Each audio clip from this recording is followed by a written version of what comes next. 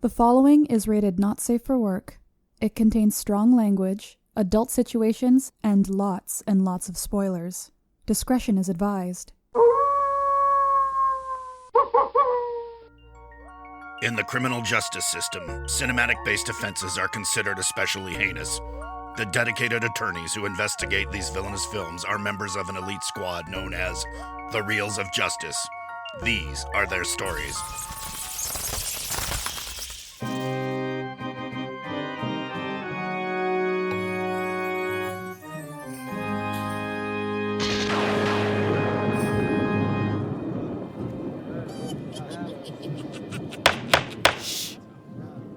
Order, please, order! The Reels of Justice is now in session. Judge Dylan J. Schlender presiding. Will you all rise for the terrible Judge Schlender? Why is he terrible? Oh, you're going to find out. No. Be seated. Welcome to the Reels of Justice, Hell on Reels. Today we are hearing the case of The People versus The Bay, a 2012 found footage movie that follows the tragic events of a small Maryland town after an ecological phenomenon wreaks havoc. For those of you unfamiliar with our spooky court proceedings, we are here to determine if this film is guilty of the sin of being a bad movie. If so, it shall be cast for all eternity into the fiery pits of movie hell, upon which this courthouse just so happens to be built.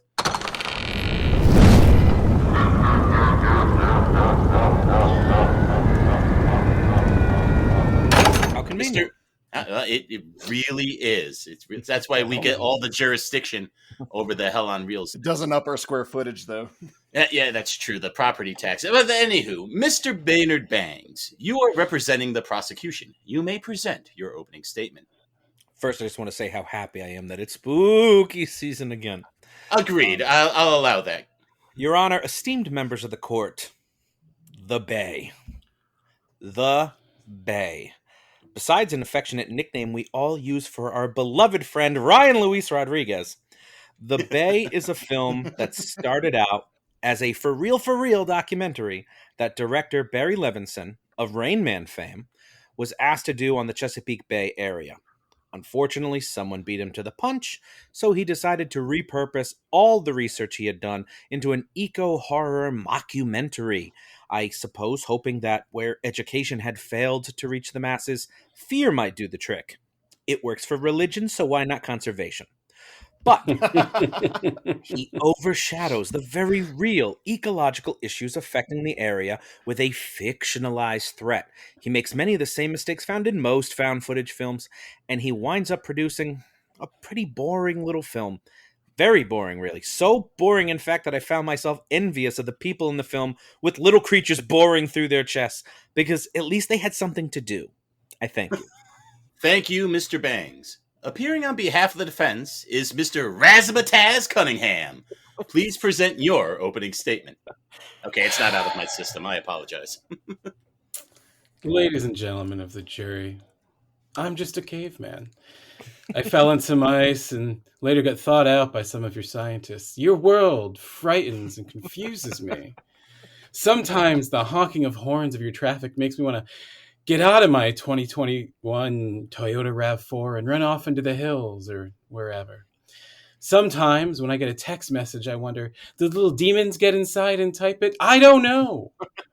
My primitive mind can't grasp these concepts. But there is one thing I do know, and that is that isopods are scary as hell.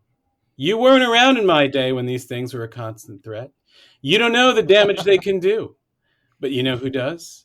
The people of Claridge, Maryland, whose story is told by Barry Levinson and Michael Wallach in a little movie called The Bay. Perhaps you've heard of it. No, I didn't think so. And isn't that the real crime? I propose to you, the jury, that the question here isn't, is this a good or a bad film? It's good. It's real good. The question is, why haven't more people seen this film? And who is responsible? That answer, I suppose, is simple. The marketing team at Lionsgate. And in my day, we hunted lions. And we didn't have gates. And that technology was beyond us. But if we did have gates, we would not let those lions in. And we'd certainly know how to run a multi-million-dollar marketing campaign better than businessman Lyons. But I can see where your head is going. Don't worry, I'm not going to ask for a mistrial. No. Instead, I will argue here and now, once and for all, that The Bay is a good film, and a good horror film at that. Thank you, Mr. Cunningham. Mr. Bangs, you may proceed with your first exhibit. Now, as I may just be a fancy chicken-turned lawyer. Order of the court. As I said, this film has some basis in truth. It did start as a documentary, but then Levinson found out that Frontline actually did a very excellent expose in 2009 called Poisoned Waters, which covers the pollutants and contaminants reaching a critical mass in both Chesapeake Bay and Puget Sound. And it's pretty good. You can watch it still on PBS. They got it online, so you can watch anytime you're interested. But rather than scrap the project, like I said, Levinson decided to repurpose the research into an eco-horror film. In interviews, he said, "We can scare an audience with a story that is 80 to 85% science and facts." 80 to 85%. Even he's not really sure how much of this was just shit they made up. But he goes on to say, "We can entertain and at the same time provide a cautionary tale." So that's his stated goal. Well, the thing about cautionary tales is when you completely fictionalize the consequences, it tends to undermine the message. I think someone compared this syndrome, someone very smart, to that of the film Reefer Madness, rather than depict the real consequences of marijuana, which science has yet to prove. The filmmakers depict comically overblown consequences, and the result is that the audience immediately goes out and gets high after the film. Thank you, Mr. Banks. Mr. Cunningham, can you speak to Levison's motivations here? Did he hit the mark? Well, if you're asking if Mr. Levinson presented the case of 80 to 85% accuracy, absolutely. He was not going for 100%, and nowhere did anyone make that claim. Now, I want to address the science behind that statement. What is it? What is science? I don't know. I've never seen it before. But I know I can't find it in a book. I can find it on the screen. That's where I can find it. And what I see here is the science of scares. That's what I see. All right. So, Mr. Banks, the science of scares. We're going to talk about this science a little bit. Now, the ultimate boogeyman in this film it's basically impossible. The film suggests that the toxic soup of Chesapeake Bay has mutated the Simathoa exigua, or in layman's terms for you guys, the tongue-eating louse. You know, those cute little guys who are always hiding inside fish's mouths, and they pop out to take a picture, all like, "Hello there." They're really cute. Yeah, apparently these cute little guys are being mutated into these awful little monsters who make it into our drinking water and eat us from the inside out. In an interview, Levinson says, "Well, if you're playing around with the toxic soup, man, who knows what can happen?" I assume that's what he sounds like. Well, I'll allow it. Almost certainly not this. If these isopods are being exposed to high doses of radiation, they're probably just going to develop lymphoma and die. Oh. It's sad. Even if the agricultural runoff contains high doses of steroids, studies have shown that steroids that affect one class of animals don't bind well to the protein strains of other classes. So chicken steroids are not going to cause fish or isopods to grow abnormally large. They might kill them, but they won't mutate them into monsters. That's science fiction. The reason this science fiction is so unnecessary is because the consequences of these real-life issues, the contaminated water, are more than horrifying enough. And the real terror of this film is that for most of it, the things we see happen could actually happen there, or here, or maybe in whatever town Big Ben lives in, probably. But I guess Barry didn't think polluted water was scary enough, so he decided to frame the film around these fictional creatures instead. All right, Mr. Cunningham, the science fiction meeting the science fact here. The prosecution is saying that throws the whole movie off. What do you say? I say that is hogwash. Hogwash? That's in the Bay, too. That's where the hogwash goes.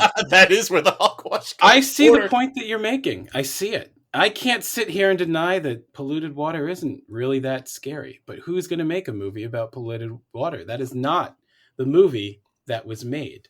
I think Objection, the guy who made Aaron Brockovich. Sustained. That is what that movie's about. Did very well. Fair.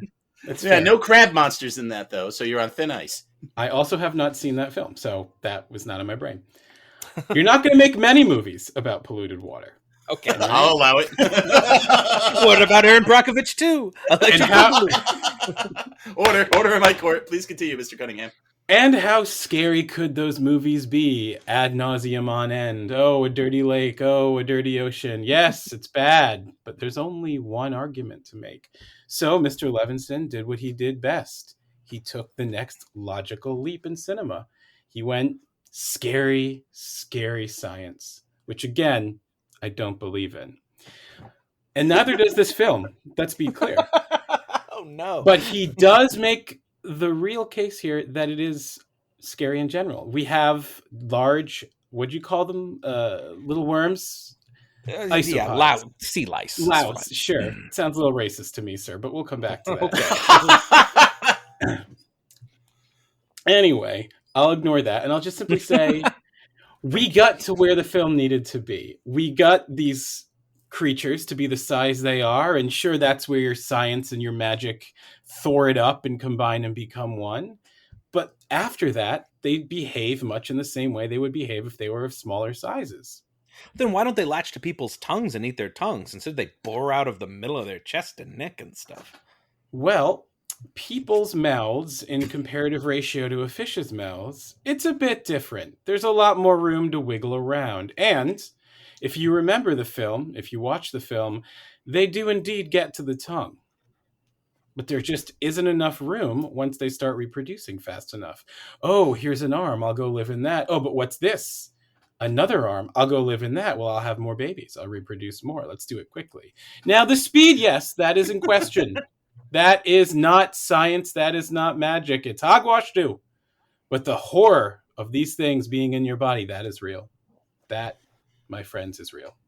You know, Mr. Maynard, if you'd like to move on to your next point or address the actual horror, you address the science, but does the movie still work as a horror movie? Is it still scary?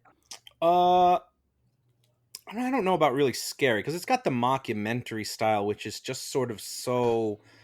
It's got like a step back and it's kind of covering it in such an objective fashion that I don't know that it ever successfully builds any real tension. There's no real characters for us to care about. I mean, there's the couple with the baby, but they have a total screen time of maybe 6 minutes. So Objection. I'm not really Objection. living. Go ahead. There is a small town doctor in this movie that you get to know and care about a great deal. He serves his community. He does everything he can to save these people. You get to know him. You get to know his life, his motivations. And just like a real doctor in the same situation, he gets screwed over by the government. Curse that government. It's always the government. Even when it was the sea lice, I knew it was the government. All right, Mr. May, you can proceed to your next point. Thank you.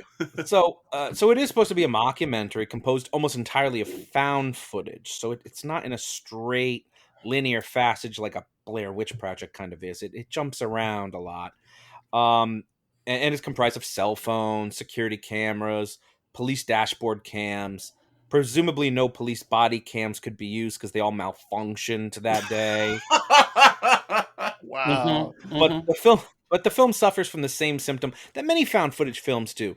Would these people really be filming this entire experience? Certainly, I understand the large number of cameras at the Crab Festival itself. It's an exciting time for everybody.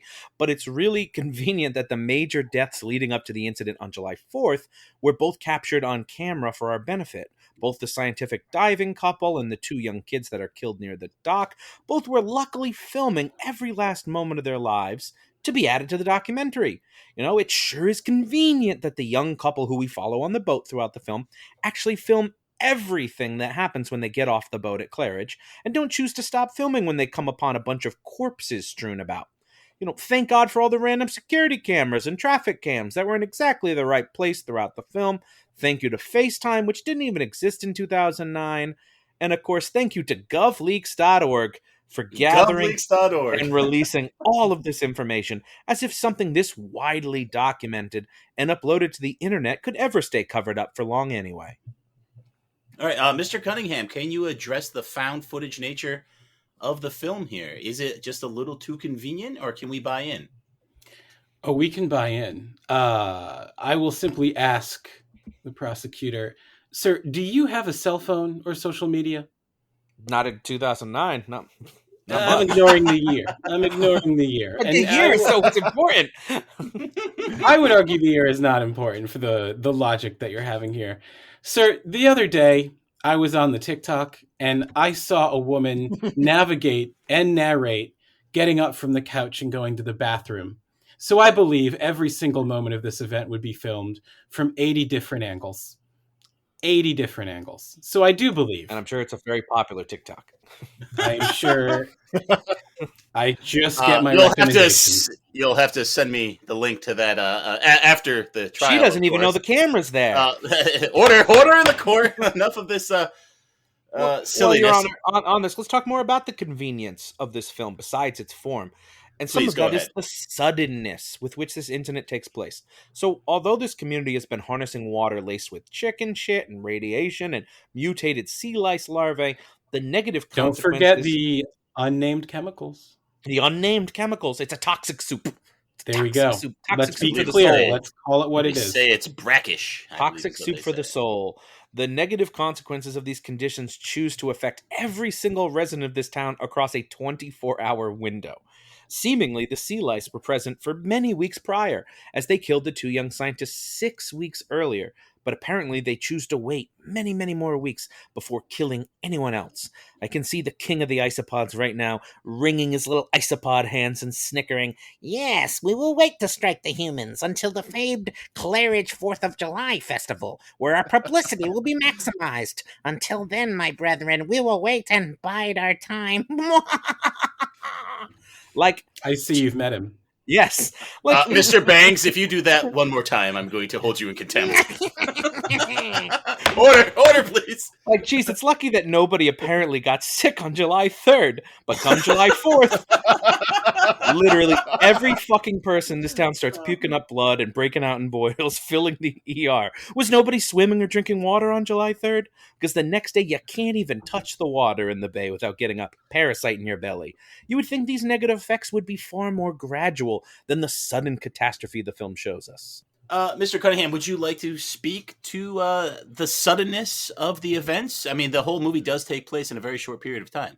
Yes, I certainly would. Listen, things move in this reality at the speed of plot. I remember a similar film about the 4th of July called Independence Day, where aliens showed up in their giant spaceships which defy gravity and super science or magic, I don't know. And in the matter of just one day, they wipe out every major city on the globe in a coordinated attack. In our own reality, a group of crazy human beings couldn't get through to the Capitol building in several hours. It took windows forever.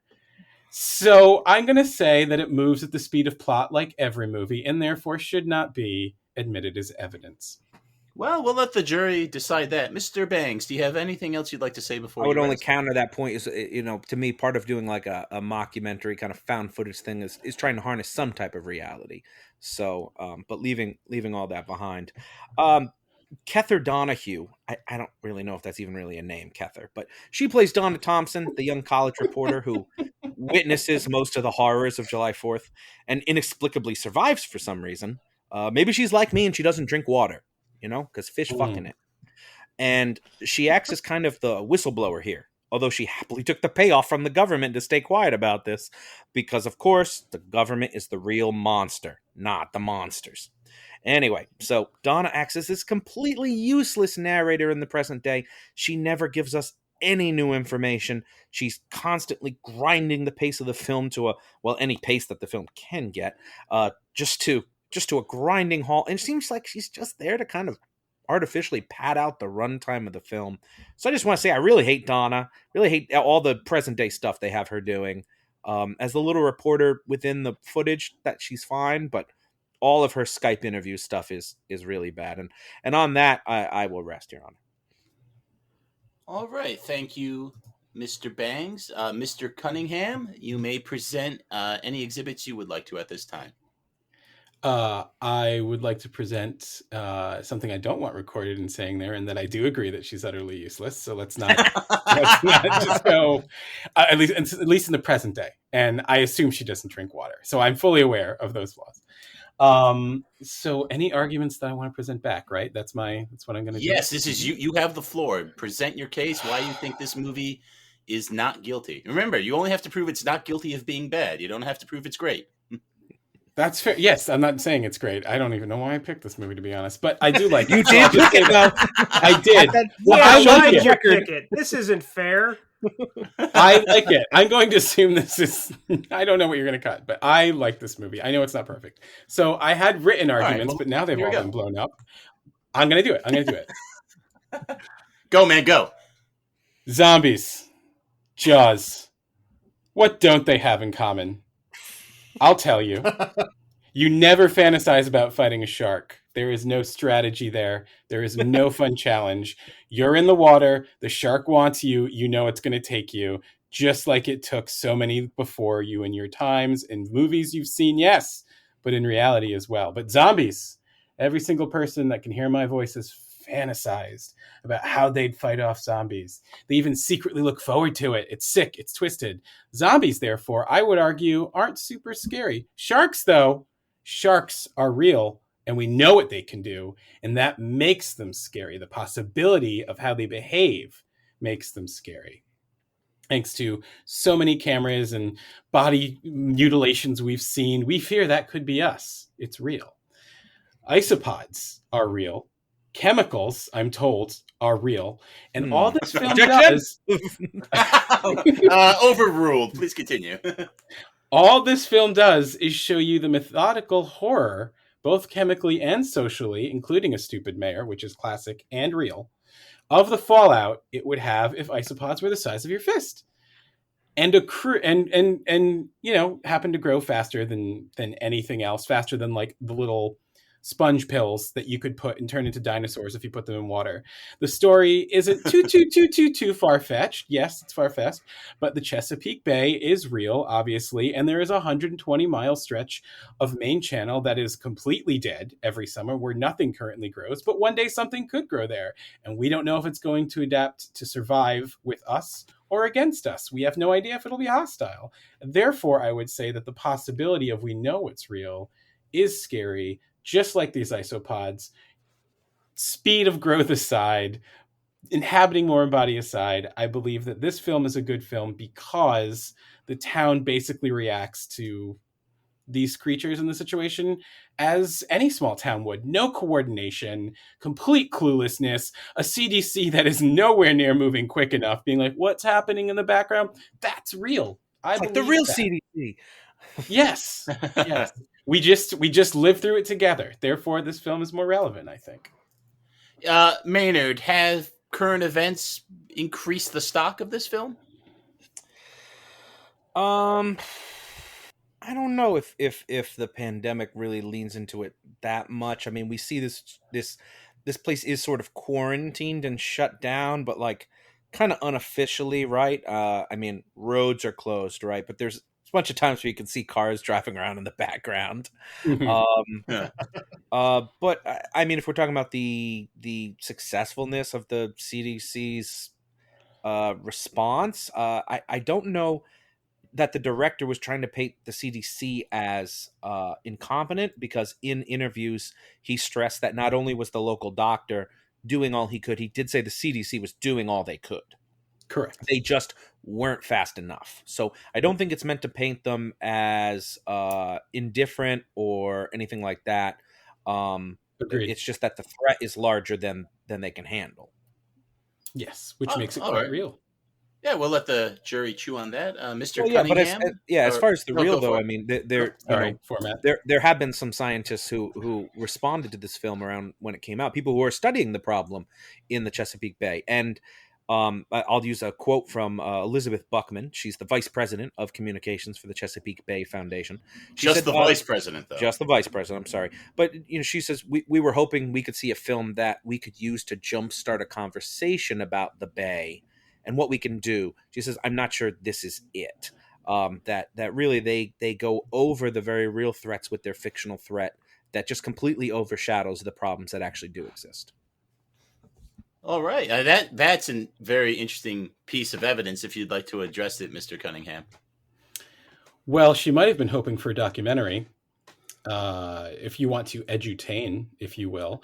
But the point of this film was not to edutain. I've never been edutained, honestly. It's never It's a happened. myth. Ow! It's a myth. It doesn't really happen. You're either in school or you're not. That's a good line. But this film I find to be quite entertaining. Sure, you can take an environmental approach to it. That can help. Don't pollute. Look at the risks. Absolutely. We see mutations every day. But I do not believe she knew what she was getting into. She was hoping this film could be used for blah, blah, blah, blah, blah, blah, blah. Okay, great. I hope films that I watch all the time are going to be good. That doesn't mean they are. They'll take away some pain from my horrible life. No, doesn't happen. Sometimes I see bad movies. This woman had set unreal expectations for herself. All right, fair enough. Mr. Cunningham, is there anything else you'd like to present to the court before you close? Is there anything else I'd like to present before the court before I close? I would argue one more point. Go for it. I think found footage has obviously been done to death, but there are certain things that found footage can do a little bit better than standard non-found footage movies. We'll call those normies. Unfound footage. Unfound footage. Made footage, if you will. Fabricated footage. Yes. And that is in their casting. Doesn't necessarily have to be good casting or bad casting. It's just people you haven't seen before. And I think that part of what makes a found footage movie a little bit better is that you don't see Meryl Streep being chased by a ghost. You don't have that suspension of disbelief that you would if you saw Tom Cruise trying to outrun a giant wolf. It's not there. So we are inclined subconsciously to believe these people are real a little bit more. I'd ask the jury the movie with to Tom consider Cruise? that. What's the movie with Tom Cruise running from a wolf? I want to see that now. I will call it Chases the Wolf. Oh, was it real? Oh, I'm even madder. No. Is there a wolf in The Last Samurai? That seems like it might be a thing. But anyway, thank you. In Japan. So thank you, Mr. Cunningham. You're resting on that point? Yes. All right. Both sides have rested their cases. The attorneys will now present their closing arguments. Mr. Bangs, you may begin. Your Honor, esteemed members of the court, Barry Levinson probably started out this project with the noblest of intentions. He wanted to raise awareness of the ecological decline facing the Chesapeake Bay area. He wanted to do some good. And maybe, just maybe, if he could line his pockets a little bit along the way, why shouldn't he? But somewhere in the hustle and bustle of making a movie, don't you know it, Levinson lost sight of why he started the project to begin with.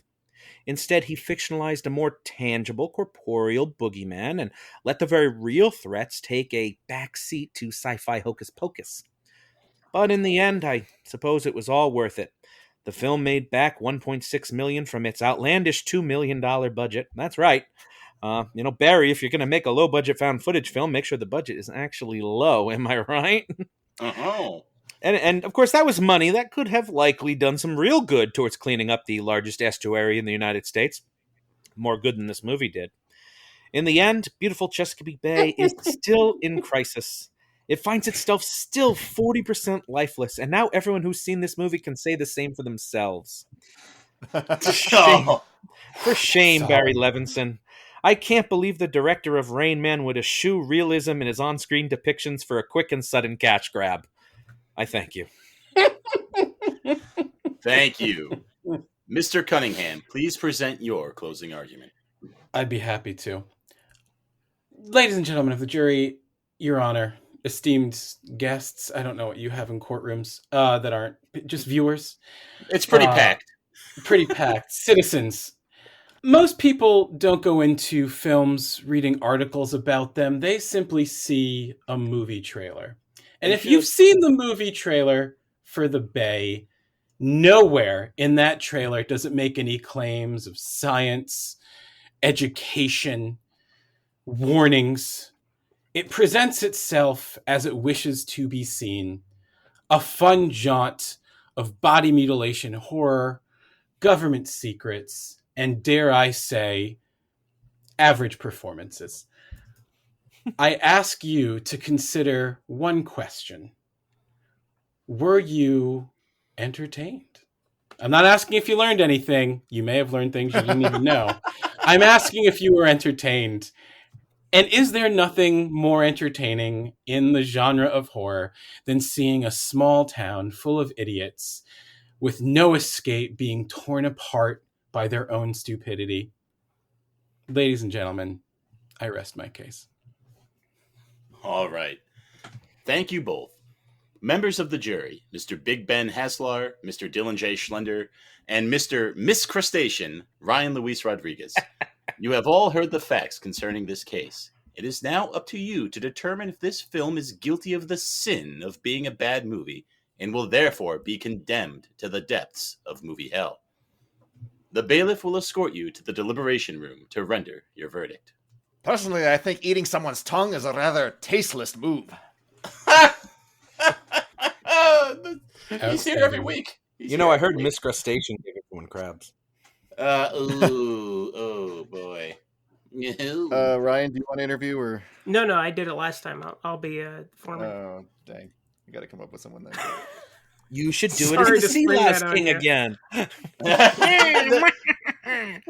The Sea Lice Prince. Okay, so what are we thinking, guys? Ben?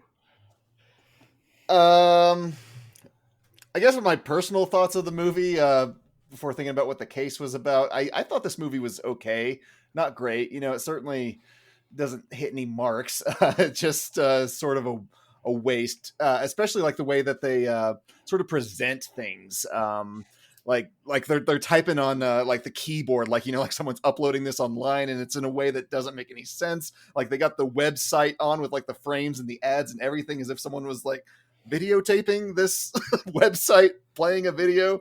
It didn't always add up to me, but the monsters were okay enough. It's I don't know. What did you think? Can I just say something real quick? I know Yes, we're you not can. supposed to talk about facts, not in evidence, but they hinted the fact that these things could grow up to 2 feet big and burrow into submarines, and we don't get to see one giant crab I was monster? waiting for that. Yeah, I was waiting for the submarine. Like when was? Where was That doesn't that? And you know what? Next. Make it even better. Make it a nuclear submarine. Boom. Yeah. Oh yeah. Hey, I love And submarines. it was weird hearing Maynard talk about like radiation being like a bad thing since he loves Godzilla so much. Like, no, I don't believe that radiation could Well, yeah, make something. but Maynard's big. main case was about the science behind this, and I thought that was an interesting point that he It's basically rested his case on. Was this was supposed to be a cautionary scientific movie that got repurposed into this monster movie at the 11th hour, and so the message suffered because of it, and the intentionality of the movie basically completely fell apart. I found that to be very But looking convincing. at it as a movie, Yeah. okay, yeah, they missed their initial goal, but just as a movie, does that make it bad? I don't. Yeah, we To can't look me- at it for what it tried to be. We have to look at it for what it is. That's No, but here's the thing. So this is like Nothing But Trouble, right? Dan Aykroyd insists it's a comedy and not a horror movie. Barry Levinson is still insisting that there's some educational value to this, and there simply to this day. isn't. Oh He's wow. still insisting? Yeah. Wow. Yeah, that was the whole point of Maynard's case. Oh, I thought he gave up on that at some point where he's like, okay, No, he was still I'm gonna go hoping they would make a Noise point. 2. Scary. Who cares about this movie? I'm just going to go make Rain Man 7. Hey, 7. 5 Was there wasn't a great. 2? yeah. So You haven't Ryan, seen it? It's direct to video. It's great. Ryan, let's hear your thoughts on the case so in the movie. this movie is fine. Like it gets up to like 3 stars. I wouldn't get it any further than that. I did not have a No. difficult time watching it, except for the fact that the audio kept on dropping out as I was watching the video. That was not fun. So I had to keep on exiting and putting in the menu and then putting it back. It was a pain in the ass. But other than that, like, this movie is fine. There's nothing particularly demonic about it. It's not terrible. It's serviceable. And I mean, I don't really have that many criticisms of it because I wasn't really thinking about it as I was watching it. It was just it wiped right off my face. So yeah, I don't know. I could go either way on this one. I mean, usually Ryan, when you talk about how the movie slips off your brain, that's usually a strike in the guilty column for you. Usually, yes. But Usually. if I also acknowledge that it's not a bad movie, that kind I of takes guess. the onus off a little bit. You know, I just found it to be so boring and uninteresting, though. You know, there wasn't a lot to be invested in, and the found footage stuff, it did feel kind of forced and ham-fisted. You know, it's like, why are all of these things being recorded? That's the thing that kills me. This is 2009. That's a lot of space to be taking up in 2009 to record video. Now, if it was like more podcast audio, is one Prosecution's thing. point about it. Like the radio podcast is one thing, but then you take it a little far in other cases. Yeah. Yeah, I it's get like what all the you're saying. FaceTime video was saved, all the security footage was saved, and it's just like, okay, I guess the movie needs to happen. But again, it's none of all of this was leaked. Just they had to get it all at once. all being done in service of this message about how we need to save the Chesapeake Bay. And I don't know. Maynard's case just really spoke to me. It's just, I feel it just fell so flat on its face when you know what they wanted to do. And coupled with the fact that I was kind of bored while watching it, and we didn't get a very good payoff for the monster. Like, we just didn't get a good payoff for watching this movie. It tries to bum you out, and it's like, okay, Chesapeake Bay's bad, but it's not making mutant lice. I mean, and if it did, we just dump a bunch of chlorine in there, I guess, anyway. So let me go ahead and lock in my verdict as guilty. Let's send this one to movie hell. Open the gates, feed the devil. Ben? I don't know if I want to give it to you to decide or not. You never do. No one ever does. Yeah, I'm with you. I think it's okay. But as far as the case goes, the suddenness of the July 4th, that's a big punch. The convenience of the found footage, that's another good punch. I personally think the movie's okay, but yeah, I think case-wise, I think the prosecution had more to say that resonated with me, so I'm going to go guilty as well. I'm going to go, let me think. Which case did I like more? I liked Rob's case more, but I kind of think it's actually kind of a hard movie to defend, so I'm going to go not guilty, just to make it not unanimous. Well, why not, though? I think this one should be I don't unanimously I don't guilty. need your I don't pity. think that this is terrible. If this is terrible, then it should be unanimous. Your pity. No, we're not talking about terrible. I think it's bad because it's a failure of intention and it's uninteresting. I mean, it just doesn't succeed. I would go uninteresting, but I wouldn't call it a failure. Because I think that there's how does it enough here to work succeed? with. I don't necessarily know. think it does succeed. I just Well, think that's that a there is failure. enough here. No, there are middle points. It's not a binary thing. I In think this that court, it is. there is enough here to enjoy. I just don't think that it worked for me. But movies aren't always made just for me. So I know, but it's also about it. it's your show though, so you get to flex as much It's as not you my. want. I just show up here. Oh no, it's your show, right? Go ahead, just say guilty. I know you want to. No, not guilty. Well, then you know what to say next. I do. Let's go tell that very handsome judge. Thank you.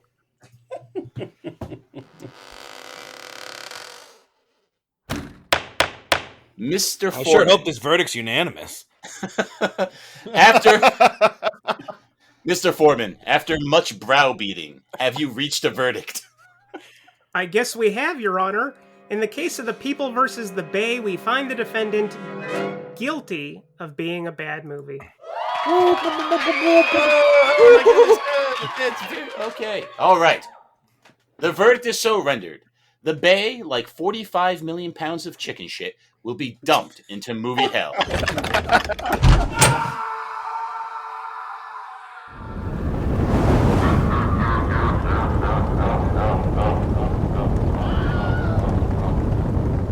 Court is adjourned.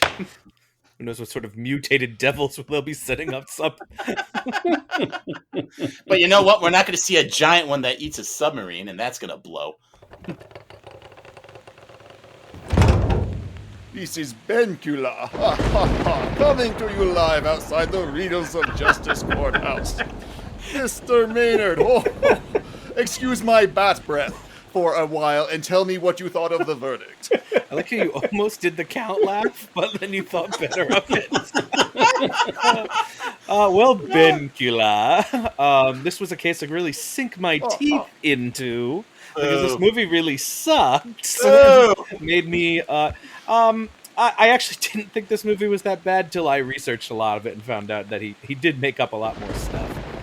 But if I'd been in the jury, I probably would have been more lenient because I do like the format the movie tries to take on. But I think what's most important is that we raise awareness about what's going on with Chesapeake Bay, and I hope that this episode has succeeded to do that more than the film The Bay has.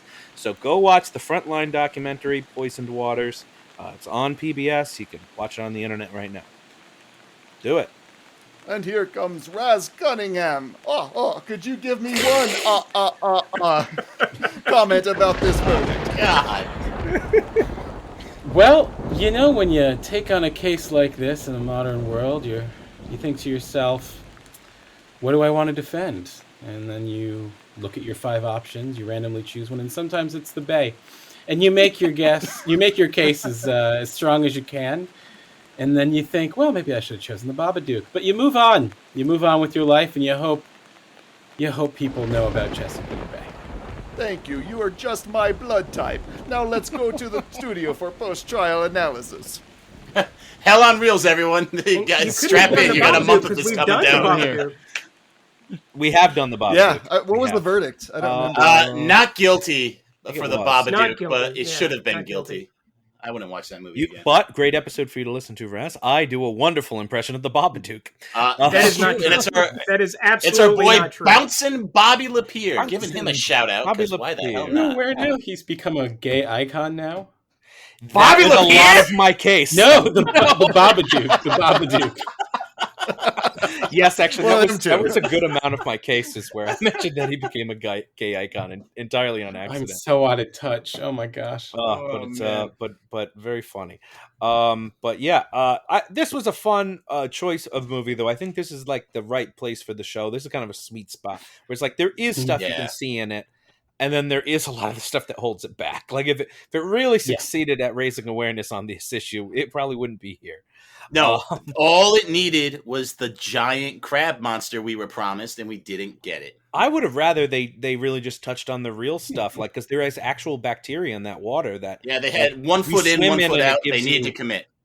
Yeah. Well, and if you have 1 foot in, one of the commit. monsters will grab it and nibble on it. But yeah, there's really deadly bacterium in that water that can like give people ulcers and nasty skin infections. It's there's some really scary stuff in there. But a fun trial. Good job by everyone. And I'm glad Ryan stood his ground and voted the way he believed. So Raz, what have you been doing lately? What's been keeping you busy? A lot of projects in development with Discovery Channel right now. So some unscripted series, a show focused on LGBTQ history, another project about Harry and Tubman's missing siblings, and something about meteorites. So we're keeping busy there. Well, that's one of my favorite Farrelly Brothers films. There's something about meteorites. That's the title. We're gonna do it. Yeah. That'll be it. That is good. Is that the follow up to Meteor Man? That movie's great. Oh, I want that ability to touch a book for 30 seconds and retain it, but I want it to be forever. The 30 seconds is a little lame to me, but everything else is great. We just keep touching it every 30 seconds. And it'd be good. But then I have But he'll run out of meteor powers eventually. Yeah. Does he though? Doesn't he have to just keep touching? I gotta look. No, he's got to keep grabbing the meteor, as I recall. Oh, it's a commentary on addiction. Gotcha. We're all spending so much time in this movie that no one has heard of. What do you mean? Everyone know Meteor You've Man. seen the ad for Meteor Man if you grew up reading comics in the early 90s, but you have no idea what the movie actually pretty is. Regularly, I think. Yeah, dude. We've seen Meteor Man. Don't condescend to our audience. Come on. Yeah. People have seen it several times. I know they have. Yeah. Those poor people. I feel so bad for them. So, Rez, any other projects you've got coming up? Anything coming out in the near future? Yes, we have a scripted podcast, area podcast. I won't call it horror, but an area podcast about a mystery surrounding the disappearance of over 50 people on the Block Island Ferry. So that'll be out around Halloween. Oh, cool. Nice. What's it called? It's called The Ferry. Oh, Well, good. All right. Sorry, I'm Well, very that's bad almost. at promo. I really had to walk you there. Yeah, you It's did, you almost did. tangentially Bay related, kind of, right? Like, Yes. serious incident that happens to citizens of it. And I heard you have some very good looking voice talent in that. I believe that is the case. Everyone is sexy. Everyone is definitely on the magazine covers. I don't know which magazines, but they're on the covers. And everyone was very talented. I look forward to it coming out, and I look forward to everyone being able to hopefully appreciate the work that they put into it. Yeah, definitely. I was one of the voice guys, Ryan. That's why I was Were you the sea captain or the king of the lice? Yeah. One thing I do say, it was a cool recording experience. I went up to Providence for them, and there were certain scenes where they're like, just improv this as if you're just make this up. And I remember making up very detailed characters with strange, funny backstories. I don't know if any of it's usable because it is like almost Simpson level deep, like of a weird character. But maybe clips of it will make it into it at some point, I would hope. I'm just going to say this. Sometimes when you're filming or recording, you're on set, magic happens, and then you realize I get to allow the magic. Mm-hmm. So even though improv is not written, obviously, sometimes that stuff makes it in for good reason. A lot of my improv is written. Which it's just a Google Doc that says yes and 50 times. Solid. That's the way to do it. Do you have a drop date for the ferry? We are hoping the first episode will be out the week before Halloween. We're a little slow on the. We wanted to release the first 3 episodes at the same time, but we'll just be releasing the first one, maybe 2 if we're lucky. Hey! If you set reasonable goals, you'll never be disappointed. That will be available on any podcast platform. Any place you can find a podcast, you'll be able to find the ferry. Oh, that's excellent. Cool. Now, we always ask for recommendations for our guests, but this is a spooky season, so we have to ask you for a heckamendation. So we're going to ask you for a horror or spooky or eerie movie that you think people should see. I would recommend part of a movie. I would take that again. I would recommend. You started again. That's so nice. Got it. I'll do it. I would recommend the Demon Mountain segment of Fantasia, which visually Night is on Bald Mountain. That's the one. Horrifying when you realize what's happening in that man's hands. That's all I'm saying.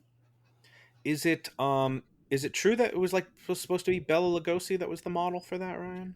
For the demon. The demon? I don't know. I haven't heard that before. I thought I had read that.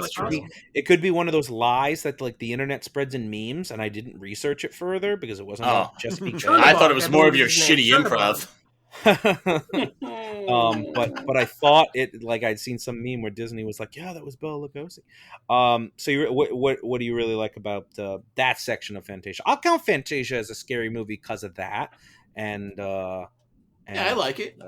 Those brooms. Oh my god! Yes. Terrifying. If anyone else had to clean up their room, they'll know what I'm talking about. I think what I find the most scary about it is these are beings that dedicate themselves so much to something that they'll mutilate their bodies over and over again for its pure pleasure without any disregard. I could also just recommend New Candyman, but yeah. Oh, hey, you can. Well, we'll let you do 2 heckamends if you want. You like the New Candyman? I enjoy the New Candyman as a direct sequel to the first one. I think it was pretty freaking solid. Yeah, take that, Farewell to Blood, or whatever the other one was. Farewell to the Flesh. Farewell to the Flesh. That's it. Is there a Blood one too? Is that the second? No. Or the third? All right. You're close. Hellraiser, isn't it? Probably. They all blur together. But yeah, no. Every horror movie's the same after they get past number 3. That's true. You're not wrong. I liked the New Candyman, and it's funny because I was watching a random episode of Key and Peele recently, and back before Peele even got to make movies, right? So he it's like first season, and he's talking about me and Key really like horror movies. One of our favorites, Candyman, right? And he's like, it's about this black guy with a hook, and if you say his name in a mirror, he comes kills you. And he's like, who would go home and try that? white people. It was a really funny sketch. He was like, us black kids, we didn't even try it because the last time we messed with something we didn't understand, we got taken to America. It was a hilarious bit. He tells it great. It's such a funny bit. But yeah, and then he got to produce it. It was so funny because it was so many years, and then later he got to produce his. Did he write it or just produce it? Co-wrote it. Produced it. Co-wrote it. There he goes. I knew it. I knew it. There's some Testing interesting Ryan. trivia. But I knew. There you go. Now you've learned something. So I'll go next. My first recommendation of the season is one of the more campy, lighthearted forays into eco-horror, 1972's Frogs. It's a story of bloody revenge as the numerous creepy crawly inhabitants of the Florida swamplands descend upon the opulent mansion of a wealthy family, incited by the curmudgeonly old patriarch's use of pesticides in their ecosystem. The title is a bit of a misnomer because although numerous frogs are featured in the film, in fact they're almost omnipresent, they don't really do any of the killing, leaving the dirty work instead to the snakes and gators and spiders and lizards and such. As I would expect a frog to do, they're very smart like me. The hero of the film is a young Sam Elliott, who must convince the elder of the house, played by Ray Milland, to stop being such a prick and also to flee for all their lives. I really like how nature coalesces together here into a very literal and strangely intelligent force, downing power lines, chewing through boat lines to thwart and destroy their adversaries. It's more silly than chilling, but the metaphor lands. I would have just hated to be the animal handler on this set, though. Maybe I'd consider it just to have the opportunity to hang out with all those frogs. Frogs is currently streaming on Pluto TV, though maybe if your friend owns the DVD, they'll let you rib it. Oh, boo. God. Rib it. All right, some of the jokes are going to croak, but... Why? Again, everyone, Hell on Reels. Strap in for the next month. Hey. How are you guys not syndicated by now? Amazing. Damn. It's amazing. So, Schlenzo, you were the judge, so what's your recommendation? Oh, well, thank you. You know, Hell on Reels is my favorite time of the year, so I want to kick off my series of recommendations, focusing on movies off the beaten path. And frankly, to that end, this might be the only good movie I recommend all season. In 2019, director Eric Power released a Herculean solo animated feature called Attack of the Demons. Power handcrafted this film using paper stock, like South Park, the South Park animation. This movie takes place in 1994 and follows a group of young adults as they navigate their town being overrun by, yes, demons. The animation is unique and frankly amazing. The effects that are achieved with just paper will blow your mind. I'm talking about gore, transformations, even a sense of scale. It is all on the screen. My dear friend Ryan Luis Rodriguez once said in regards to animation that, quote, the medium is the message, which is a nice way to say there are some real shortcomings in this movie, but it is still a triumph, and you will not regret the 1 hour and 15 minutes you spend watching it.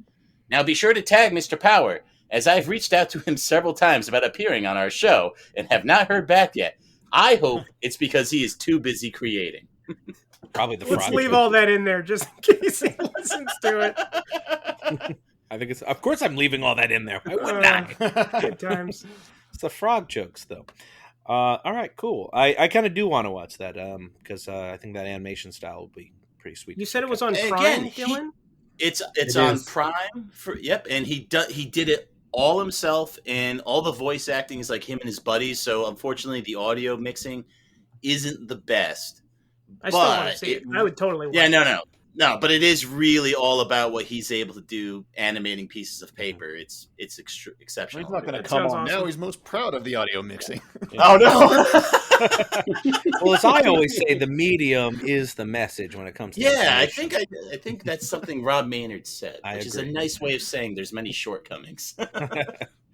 Rye Guy, what do you got? This week I'm recommending. I had to Love it. change my notes because I wrote recommending a film Can't do similar that. to the found footage subgenre, and that is 2015's Unfriended. The entire film takes place on a computer monitor as a high school age girl receives Skype messages from beyond the grave.